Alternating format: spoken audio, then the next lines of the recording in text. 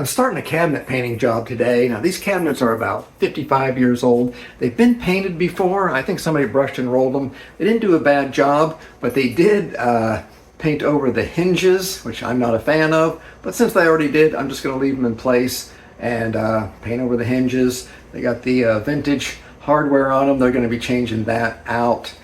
This is just a freshen it up kind of job. They're going to be listing this place for sale.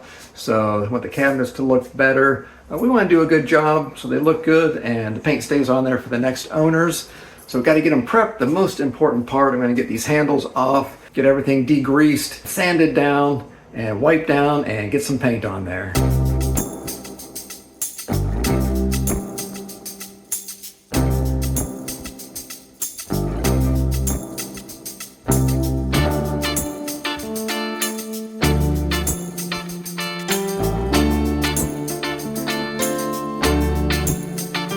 To degrease these surfaces, I'm going to use a crud cutter and a rag and a scouring pad.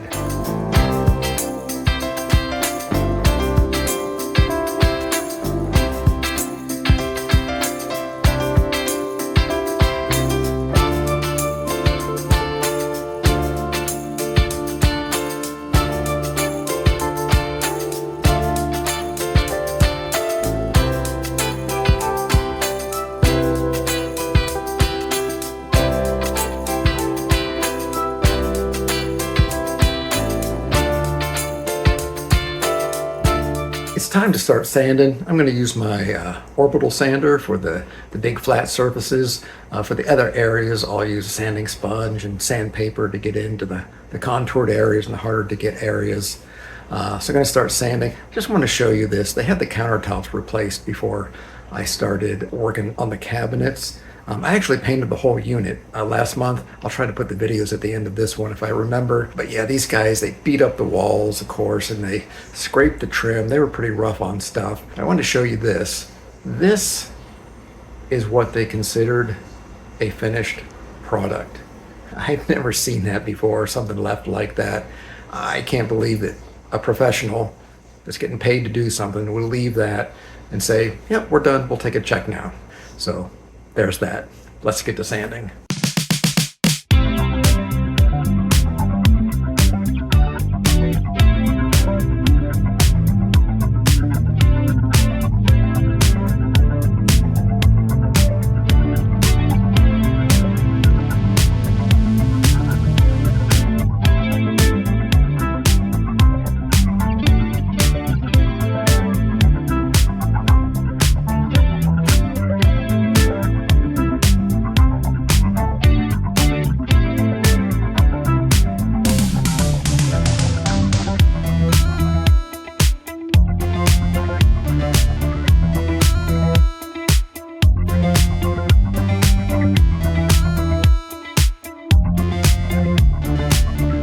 I got them sanded. I'm going to wipe them down with a liquid deglosser to get that dust off of there, and also that'll help the new paint stick to the old paint.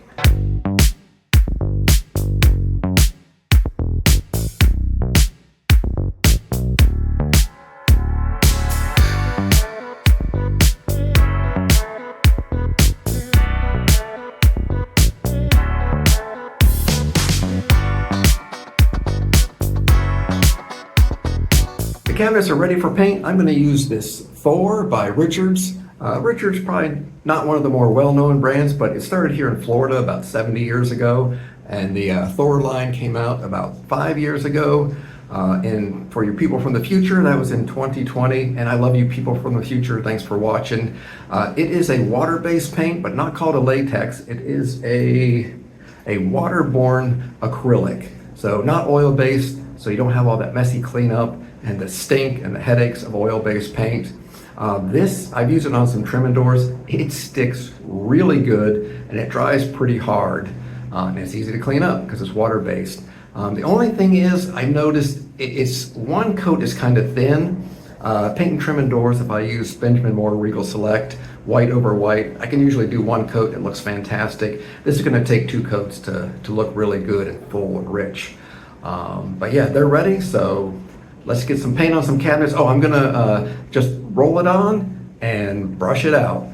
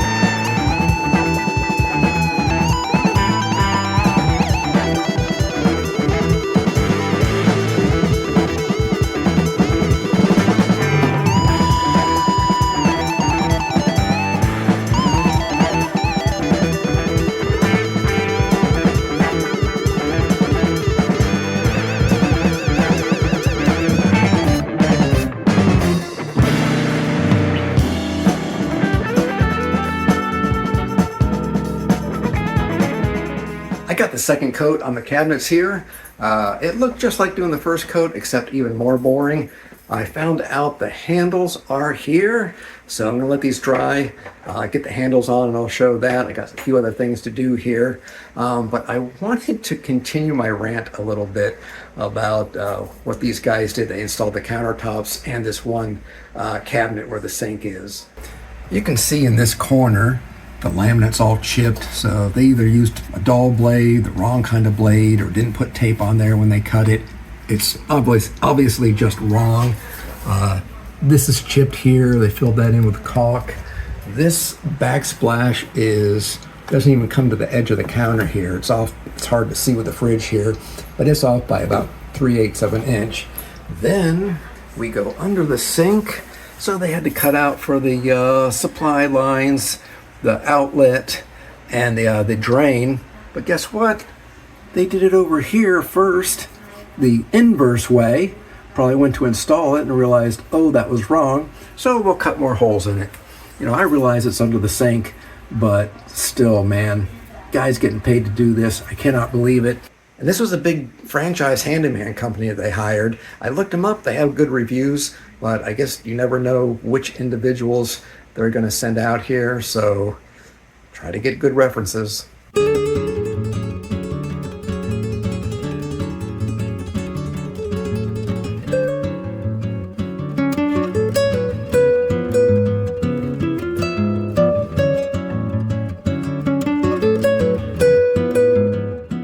I got the new hardware on. Let's take a look. I'm really pleased with how this came out. I think the paint did really good. Now, it's not going to have that showroom finish like it would if they were sprayed, but the savings is substantial compared to paying somebody to take all these doors off, take them to their shop, spray them, mask everything off here, and spray in here. For this project, I think it was the right choice. But the paint did really good. It flows well and it lays down, as they say, really good. I mean, if you look closely, you can tell that it wasn't sprayed, but it looks really good. One note about using this paint: if you're gonna roll it on and brush it, after you roll it on, get to it and brush it out. Don't dilly-dally, because if you do, that will start to drag when you get your brush in there, especially if it's getting hit by an air vent or some other kind of fan or some air movement. So the brush will drag, and then it makes these little balls of paint on there. And there's really nothing you can do at that point except let it dry, sand it out, and redo it. I had it happen in a kind of inconspicuous area. I just let it dry, sanded it out, and it looks fine. So questions, comments, criticisms, you know where to put them. Best of luck to you on your paint project, and I'll see you in the next video.